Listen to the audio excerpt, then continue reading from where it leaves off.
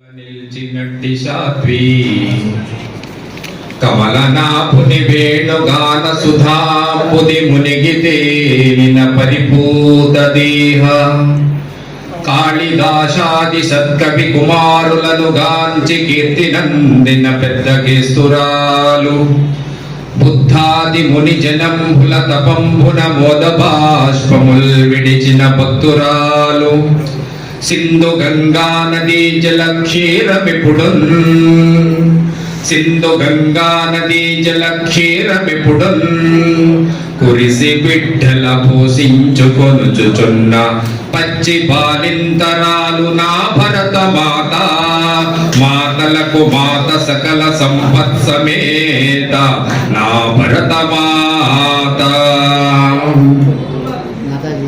తల్లి భరతమాత పాదపద్మాలకు శిరస్సాష్టాంగ నమస్కారాలు ఆవిష్కరించుకుంటూ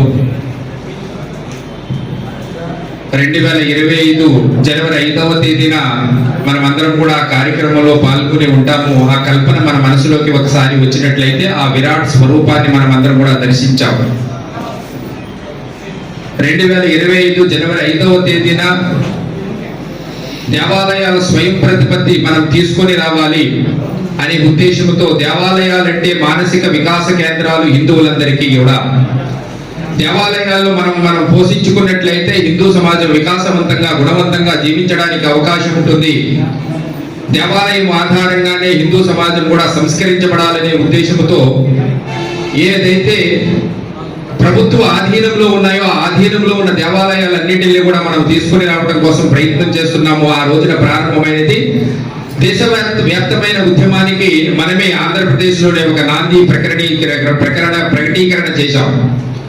కాబట్టి భారతదేశంలో ఉన్న దేవాలయాలన్నింటినీ కూడా మనము మన స్వయం ప్రతిపత్తిగా నిర్వహించుకోవాలి.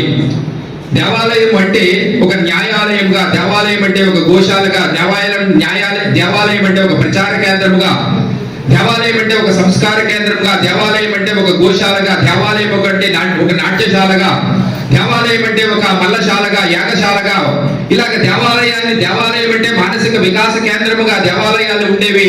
హిందూ ధర్మాన్ని, హిందూ సంస్కృతిని రక్షించుకోవడానికి దేవాలయమే పరమ సోపాన కేంద్రంగా ఉండటం కోసము హిందూ దేవాలయం మన చేతుల్లో ఉన్నట్లయితే మనకు కావలసినట్టుగా నిర్వహించుకోవడానికి హిందూ సమాజము అందరూ కూడా సంస్కరించడానికి అవకాశం ఉంటుందనే ఒక సదుద్దేశంతో విశ్వ హిందూ పరిషత్ ఈ కార్యక్రమాన్ని చేతిన పట్టుకున్నది. కాబట్టి రాబోయే రోజుల్లో హిందూ సమాజం అందరం కూడా ఒక చైతన్యవంతమైన హిందూ సమాజము తయారు అయ్యి రాబోయే రోజుల్లో ఈ దేవాలయాలన్నింటినీ కూడా మనం తీసుకుని రావాలి. ఈ దేవాలయాలనే యొక్క స్వయం ప్రతిపత్తిగా మనమే నిర్వహించుకోవాలి.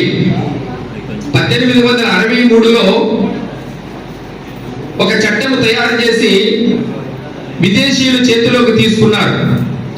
తీసుకున్న తర్వాత 1925లో మళ్ళీ మన దేవాలయాన్ని మనం నిర్వహించుకోవడానికి ప్రయత్నం చేశాము. మళ్ళీ వాళ్ళ చేతిలోకి తీసుకున్నారు 47 తర్వాత. భారతదేశంలో దేవాలయాన్ని వాళ్ళ చేతిలో పెట్టుకున్నట్లయితే హిందూ సమాజం ఒక రకమైన అసంస్కారంగా తయారైపోతుంది. అసంస్కారంగా తయారైపోయినట్లయితే వాళ్ళ యొక్క మానసికమైన ఆలోచన హిందూ సమాజంలో రేకెత్తించినట్లయితే వీళ్ళందరూ కూడా మానసిక అస్థిరత్వానికి గురి కావడానికి అవకాశం ఉంటుందనే ఉద్దేశంతో బ్రిటిష్ వాడు వాళ్ళ చేతుల్లో పెట్టుకున్నాడు. దేవాలయం మన చేతుల్లోకి లేకుండా చేశాడు. దాని ద్వారా మానసికమైన స్థిరము లేకుండా పోయినది హిందువులందరూ కూడా. కాబట్టి మన దేవాలయాన్ని మనం నిర్వహించుకోవాలనే ఉద్దేశంతోనే మనము ఈ దేవాలయ చట్టము ఏదైతే ఉన్నదో ముసాయిదా చట్టాన్ని మనము తీసుకొని రావడం కోసం ప్రయత్నం చేస్తున్నాం. మన దేవాలయాన్ని మనమే నిర్వహించుకోవాలి. మన దేవాలయాన్ని మనం నిర్వహించుకున్నట్లయితే ఆనందంగా మనకి ఎలాగ కావలిస్తే అలాగ నిర్వహించుకోవడానికి అవకాశం ఉంటుంది. దానికి సంబంధించిన ఒక ముసాయిదా చట్టాన్ని తయారు చేయడము, అనేక మంది యోధాగ్రేసర కల్పిత సమూహం అందరూ కలిసి, అనేక మంది మేధావులందరూ కలిసి ఏ ఎండోమెంట్ స్థానంలో పనిచేసిన పెద్దవాళ్ళు ఎవరైతే ఉన్నారో ఆ పెద్దవాళ్ళందరితో కలిసి ఒక ముసాయిదా చట్టాన్ని తయారు చేయడం జరిగింది. ఇప్పటి వరకు ఉన్న ఏ ఎండోమెంట్ అయితే ఉన్నదో ఆ ఎండోమెంట్ ముసాయిదాలో ఉన్న హిందువులకు ఎంత అన్యాయం జరుగుతుందో ఆ అన్యాయాన్ని తుడిచివేస్తూ భారతదేశంలో రాబోయే రోజుల్లో ఎండోమెంట్ చట్టం ఇలా ఉన్నట్లయితే హిందువులందరూ కూడా ఆనందంగా ఉండడానికి అవకాశం ఉంటుంది.